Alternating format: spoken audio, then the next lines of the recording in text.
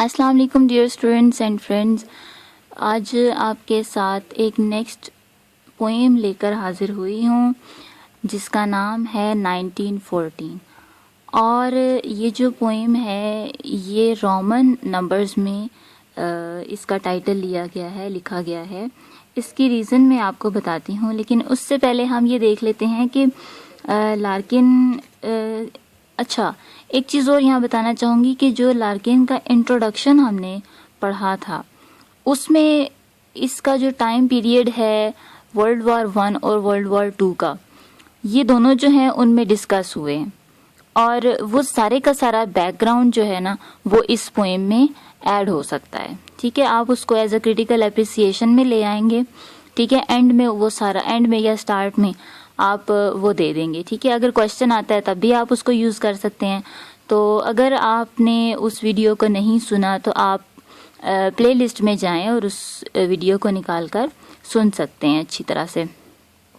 तो उससे पहले हम ये देखते हैं कि जो लार्किन हैं वो फिलिप लार्किन जो थे वो एसोसिएट थे मूवमेंट स्कूल ऑफ थॉट, जो पोइट्री का था, पोइटिक मूवमेंट थी, उसके मेंबर थे। ठीक है, और जो मूवमेंट पोइट्री थी उसकी वो जो थी एक इमोशनल पोइट्री थी, एंटी क्या कह सकते हैं कि रोमांटिक पोइट्री थी। ठीक है, रोमांटिसिज्म के अगेंस्ट ये पोइट्री लिखा करते थे। ये एक ग्रुप था कुछ पोइट्स का, और ये जो पोइट्स थे ये विदाउट रोमांटिक जो पोइट्री थी, एंटी रोमांटिक पोइट्री लिखते थे। और इनका जो ये कहना था कि जो पोइट्री है उसमें रोमांटिसिज्म नहीं होना चाहिए, क्योंकि टाइम पीरियड ऐसा था। तो उस टाइम पीरियड में राइटर्स जो थे वो ऐसी ही पोइट्री लिख रहे थे।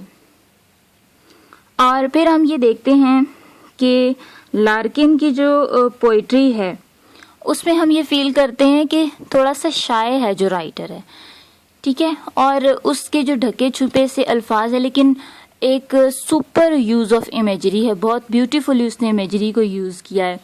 तो हम देखते हैं कि जो 1914 इसने रोमन जो नंबर्स में इसने यूज़ किया है अपना टाइटल, उसकी रीज़न क्या है। सबसे पहले तो उसकी रीज़न ये थी कि वो रीडर को प्रिपेयर करे मेंटली कि हम क्या पढ़ने जा रहे हैं and what about we are going to read. ठीक है, सबसे पहली रीज़न तो ये हो गई। ठीक है, और सैड रिफ्लेक्शन है और ग्लूमी पिक्चर है इसमें, इस पोएम में लाइफ की। फिर हम ये देखते हैं कि समथिंग देयर इज़ मैथोलॉजिकल। ठीक है, कुछ मिथ से रिलेटेड है, इसलिए जो है उसने रोमन लैंग्वेज के वर्ड्स उसने यूज़ किए हैं।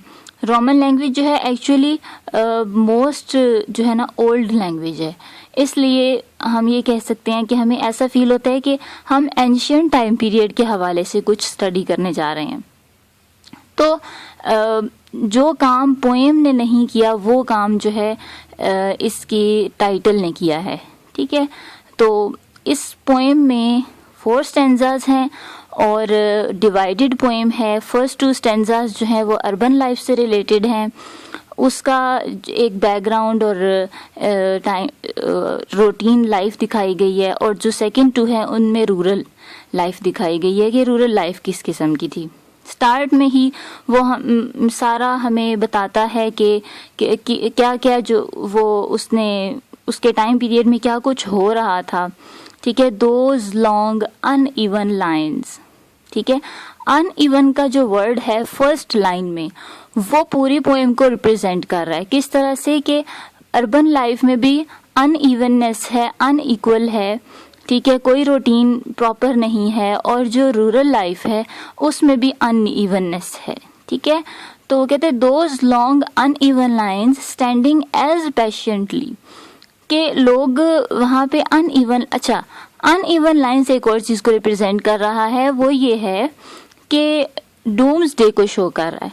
ठीक है, कि हम जा रहे, हशर का दिन है और इस दिन जो है सबके हिसाब किताब होने हैं, और अल्लाह ताला के सामने जो है वो लाइंस में लोग खड़े होंगे और अपना नामा अमाल ले रहे होंगे। तो ये इस चीज़ को भी, डूम्स डे को भी रिप्रेजेंट करता है। तो स्टैंडिंग एज पेशेंटली वो खड़े हुए हैं जोशो जज्बे के साथ और बड़े सब्र के साथ खड़े हुए हैं लोग उन लाइंस में, as if they were stretched outside the Oval और विला पार्क। ओवल और विला पार्क जो है प्लेसेस के नेम्स हैं, और यानी वो इतनी लंबी लंबी लाइंस हैं कि उन एरियाज से ये जो गिवन है ओवल और विला पार्क से भी बाहर जा रही हैं उनकी lines. The crowns of heads the sun. अच्छा, यहाँ पे आयरनी उसने यूज की है, ठीक है। उसने कहा कि हेड्स को उसने क्राउन्स कह दिया, ये आयरनी है, ठीक है। अब आयरनी, क्राउन्स तो हर एक इंसान के सर पर तो नहीं होते ना, लेकिन जो उस टाइम लाइन में खड़े हुए लोग हैं उनके हेड्स को उसने क्राउन्स कह दिया, तो that is irony. The sun on most ages archaic faces. और जो सन है वो उनके मोस्टेज और फेसेस पर अपनी रेज जो है डाल रहा है, और मोस्टेज आर्केक फेसेस, और बड़ी बड़ी उनके फेसेस पर मोस्टेज हैं, मूछें हैं। आर्केक का मीनिंग होता है एंशियंट, यानी कदीम, पुराना। फेसेस, उनके फेस पर। तो क्या हुआ कि grinning as if it were all. तो सन क्या कर रहा है? ग्रीनिंग कर रहा है। ग्रीनिंग का मतलब होता है एक तो होता है स्माइल, लेकिन ग्रीनिंग ऐसी स्माइल है, a smile in which the lips are parted to reveal the teeth. ऐसी स्माइल जिसमें लाफिंग नहीं होती लेकिन टीथ नजर आ रहे होते हैं। As if it were all and August Bank Holiday lark. और ऐसा फील हो रहा है कि लोगों को अगस्त के महीने में हॉलीडेज मिल गई हैं कि वो बैंक यानी कोस्टल रिवर पर जाकर या किसी दरिया वगैरह के किनारे जाकर अपनी हॉलीडेज को एंजॉय कर सकते हैं। ऐसे ही उनके फेसेस पर स्माइल है। The sun and the shut shops. वो कहते हैं कि शॉप्स जो है वो बंद हैं। The bleached established names on the sun blinds. अच्छा, शट शॉप्स क्या फील कर रहा है? एक डल पिक्चर है, ठीक है। शॉप्स को शट नहीं होना चाहिए, ओपन होना चाहिए, but the shops are shut. The bleach कहते हैं कि देखिए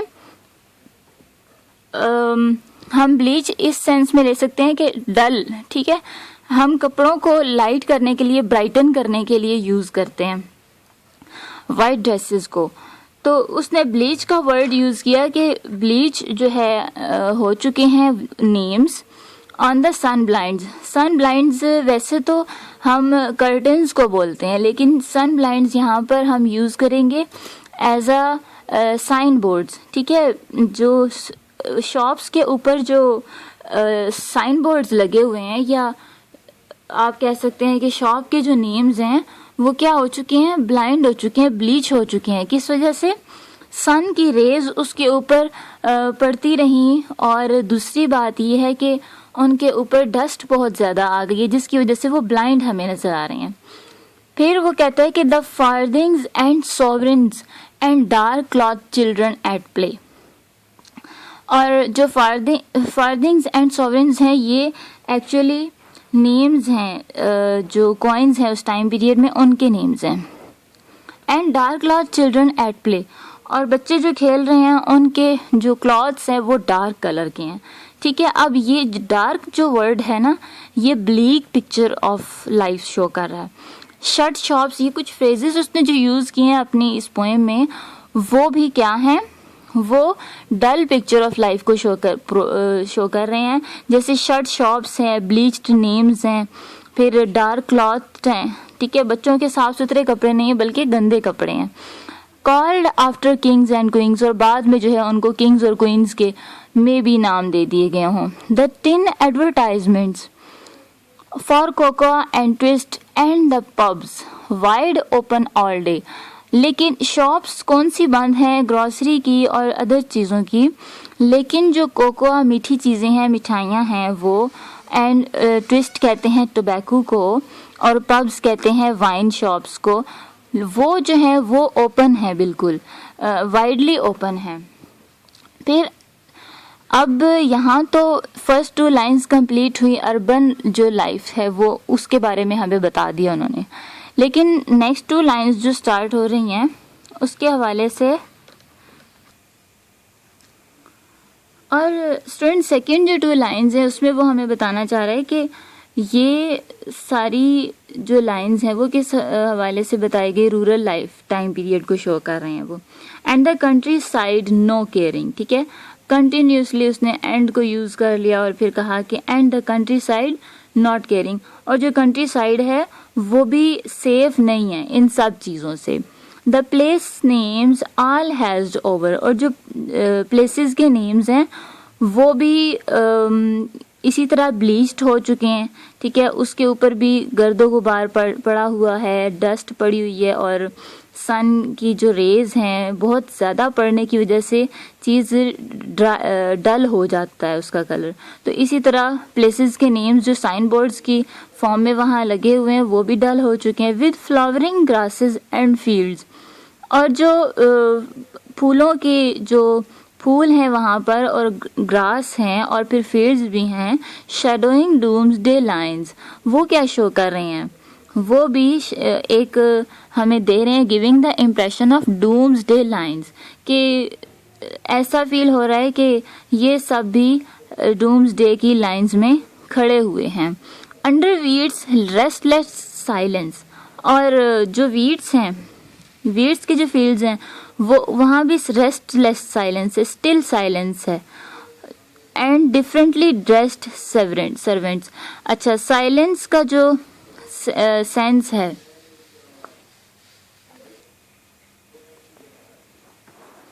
जो साइलेंस है, sense of silence and sense of alienation, ये फिलिप लार्किन की पोइट्री में कॉमन एलिमेंट है, ठीक है। साइलेंस हमने देखा था चर्च गोइंग में भी, और फिर साइलेंस हमने देखा 1914 की इस पोएम में जिसको अभी हम पढ़ रहे हैं, रेस्टलेस साइलेंस।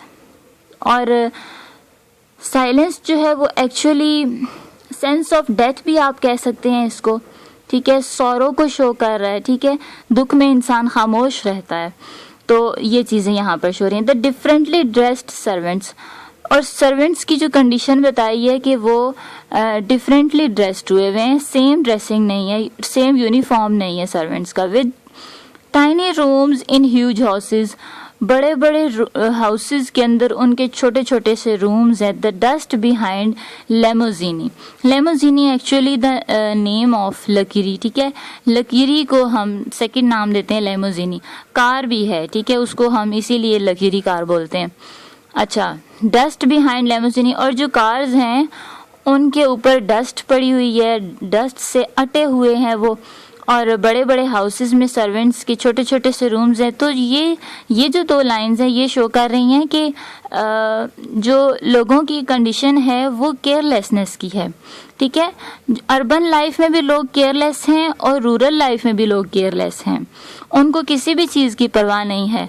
अगर किसी चीज़ की परवाह है तो वो उनकी अपनी लाइफ है, ठीक है, क्योंकि ये एक्चुअली जो पोएम है ये बिफोर वार जो है लिखी, बिफोर वार को जो है शो कर रही है कि लोगों की ये कंडीशन थी और लोग सिर्फ अपने आप की अपनी जान को बचाने के लिए, अपनी लाइफ को सेव करने के लिए वो ऑप्शंस ढूंढ रहे थे where they have to go to save their lives.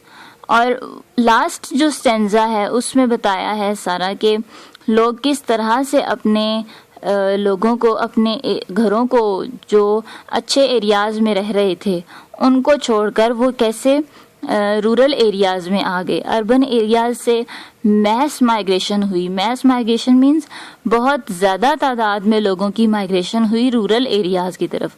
और फिर इस सूरत में क्या हुआ कि सोशल जो अपहीवल आया लाइफ में, तो वो कभी भी ह्यूमैनिटी के जो आप कह लें कि हिस्ट्री है, कभी भी वो ऐसा शो नहीं हुआ था जितना इस टाइम पीरियड में शो हुआ था।